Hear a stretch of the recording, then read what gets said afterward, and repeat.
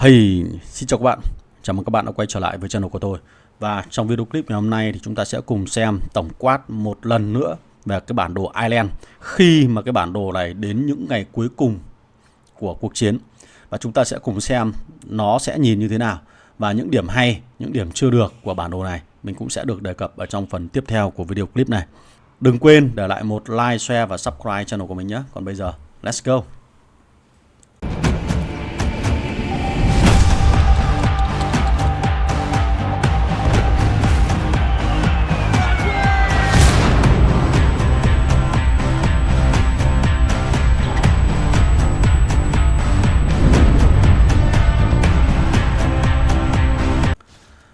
Rồi, đây là cái trạng thái gần đến ngày kết thúc của bản đồ Ireland.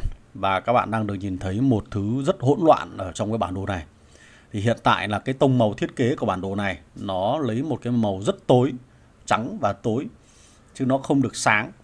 Và về mặt thiết kế cơ bản thì bản đồ này nó lấy nguyên tắc thiết kế của bản đồ Moscow, nó kế thừa từ cái bản đồ đó. Và nó sẽ chế thêm những cái con sông, những cái vùng biển để cho các đơn vị tàu chiến có thể tham gia được. Còn về các công trình, cấu trúc của bản đồ nó cũng giống như cái bản đồ Moscow. Và nếu như ai đã từng chơi cái bản đồ Moscow thì chúng ta sẽ thấy ngay. Khi các bạn zoom gần vào hơn ở trong cái nền đất của bản đồ này thì chúng ta sẽ thấy nó có một màu tuyết trắng xóa. Còn zoom cao lên thì nó sẽ nhìn sẽ cực kỳ là khó khăn ở trong cái chế độ nhìn này. Nó vừa tối, nó vừa đen, phân biệt giữa nền tối, nền sáng và nền các thứ nó rất là khó.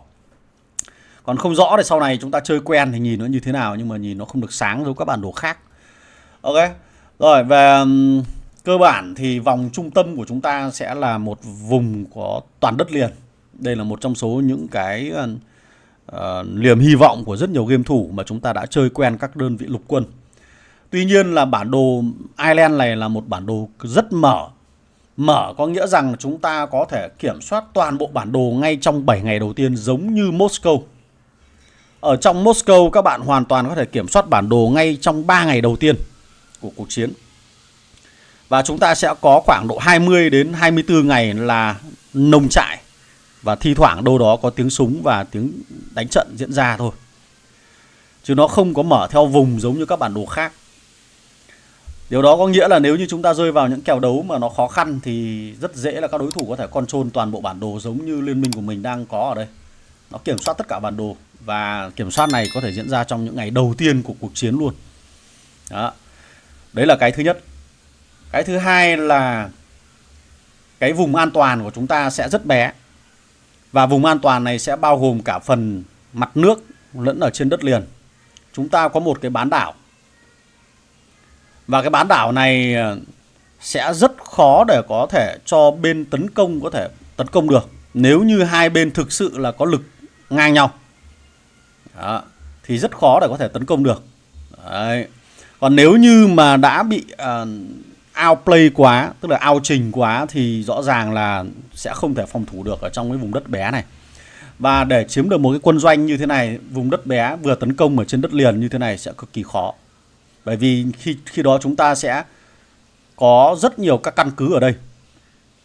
Việc đẩy được tất cả các căn cứ này, đẩy xong thì sẽ là một bài toán rất dễ dàng. Bởi vì là đối thủ mà phòng thủ căn cứ này nó sẽ bị rơi đâu đó trên bản đồ và sẽ rất khó để có thể bò lại. Bởi vì là khi đó thì quân lực của chúng ta đã đáp đầy lên đây rồi, rất khó để chơi. Nó rất bé, nó không giống như ở bản đồ Moscow. Khi các bạn bị thổi bay nhà, chúng ta rơi ở các vùng khác nhau, chúng ta vẫn có thể bò được. Như ở đây là chúng ta bò lên đất liền và bò xuống dưới biển là một cái bài toán khó đấy. Bởi vì là quân doanh của chúng ta nằm ở trên đất liền, cho nên là các căn cứ ở đây sẽ nằm ở đây. Và phòng thủ ở trên đất liền nó sẽ khó hơn, bởi vì là vị trí đất nó sẽ rất bé. Đó.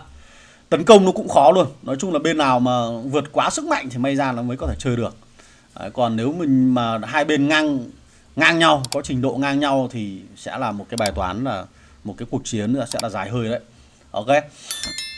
Rồi, ở đây thì trong cái bản đồ này nó có các cái phần, các cái trạm tấn công ở dưới biển và các cái trạm phòng thủ trên bờ để giúp chúng ta có thể đột phá được vòng vây. Thì cái này có lẽ là các liên minh khi chúng ta tham chiến là sẽ phải kiểm soát được các cái địa điểm này, điểm chiến đấu này, để chúng ta có thể có lợi thế khi mà chúng ta muốn leo lên bờ hoặc là xuống dưới biển. Ok. Rồi, ở trong vùng trung tâm này của chúng ta thì vẫn có 8 cái tòa lô cốt. 8 tòa lô cốt này cung cấp các hiệu ứng có lợi giống như ở bản đồ Moscow và đều có 8 hướng vào. Đấy. Nên là nếu như chúng ta rơi vào kèo đấu là 4 đánh với 4 thì hoàn toàn có thể kiểm soát, các liên minh của phe 4 có thể kiểm soát được hai cái tòa nhà lô cốt và có được 2 lối vào và chiến đấu rất là dễ. Trong đó thì chúng ta thấy là cái sự phân bố rất đều giữa lô cốt ở trên đất liền và lô cốt ở dưới biển. 4 góc của bản đồ vẫn có các cái nhà máy vũ khí để cho các bên tranh đoạt, và chúng ta có thêm các cái pháo đài ở trên đất liền và pháo đài ở dưới đại dương. Đấy, như thế này. Ok. Ở bên ngoài thì nó có một cảng trung chuyển. Đấy, cảng trung chuyển này thì nó giống như là cái thị trấn ở trên bản đồ Moscow thôi. Đấy. Còn ngoài ra thì nó không có gì khác cả. Đấy, thì nhiều bạn muốn là xem một lượt cái bản đồ này thì có lẽ là xem chế độ này thì nó sẽ dễ nhìn hơn. Đấy. Thì cái phần mà các bạn đang được nhìn thấy đây là một cái bán đảo, nó sẽ được chia đôi ra. Một nửa thì sẽ thuộc vùng số 1 và một nửa thì sẽ lại thuộc vùng số 2. Tương tự như vậy, cái vùng trung tâm này cũng thế, sẽ có những cái phần bán đảo và phần biển là một nửa nằm ở vùng số 2 và một nửa sẽ nằm ở vùng số 3. Đấy. Rồi, phần tiếp theo thì sẽ xem qua một chút về phần thưởng để cho các bạn có thể thấy được ngay phần thưởng của chúng ta. Ở liên minh của mình thì do chiếm hết được tất cả các công trình, cho nên là phần thưởng rất là mình cũng chưa có một cái clip so sánh cụ thể giữa các bản đồ khác nhau. Nhưng mà nếu như kế thừa từ bản đồ Moscow thì mình thấy là cái phần thưởng này nó cũng bình thường thôi. Đấy, nó cũng không hơn gì nhiều so với những cái bản đồ khác cả. Đấy. Còn phần thưởng cá nhân thì nó vẫn giống vậy, nó vẫn là các cái nhiệm vụ bình thường, không có gì khác. Đấy. Ở đây thì so với những bản đồ khác nó thua một cái điểm, đó là phần thưởng dành cho những chỉ huy mà có cống hiến, có điểm đóng góp cao trong liên minh. Đấy. Ở đây chỉ có 2 hạng mục này thôi. Đấy. Nên là khá là khó nhỉ. Xem bảng xếp hạng. À đây có đây. Mình xin lỗi. Đấy. Đây là điểm đóng góp của các thành viên. Đấy. Sau đó là cỗ máy chiến đấu. Và cuối cùng là điểm danh tiếng của liên minh trong này. Đấy. Ok. Đấy. Đó.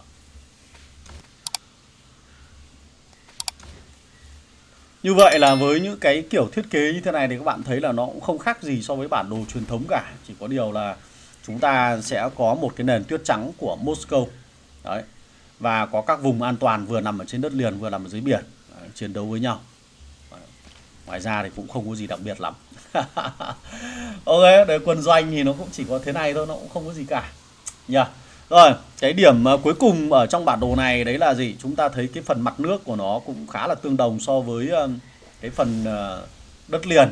Và chúng ta sẽ có cơ hội chiến đấu cả trên đất liền lẫn ở dưới biển. Cho nên là đơn vị tàu chiến vẫn là đơn vị chủ đạo. Và lực lượng không quân vẫn là lực lượng đóng vai trò quyết định đến chiến thắng của các trận chiến, khi mà chúng có thể tham chiến được đối với các cái lực lượng ở dưới biển. Thế cho nên là việc đầu tư vào không quân vẫn là một trong số những ưu tiên dành cho các liên minh hoặc là những người chơi chúng ta yêu thích các đơn vị không quân. Một lời khuyên của các bạn đó là chúng ta hãy đầu tư vào không quân, và không quân sẽ là lực lượng tương lai của cái trò chơi game này. Thắng không quân là chúng ta sẽ có tất cả, còn nếu mà không có không quân chúng ta sẽ rất dễ thua cuộc chiến này. Ok. Rồi, video clip của mình chỉ có vậy thôi. Hẹn gặp lại các bạn ở trong các video clip lần sau. Và nếu như chúng ta còn có bất kỳ câu hỏi nào về cái bản đồ này thì hãy để lại phần bình luận. Mình sẽ trả lời các bạn bằng các cái phần trả lời bình luận nhé.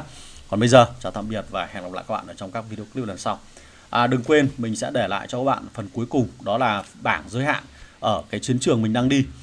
Giới hạn cả về lực chiến, về cấp độ sao của đơn vị xe tăng máy bay và các đơn vị hải quân, và cấp độ level của nó nữa. Đấy.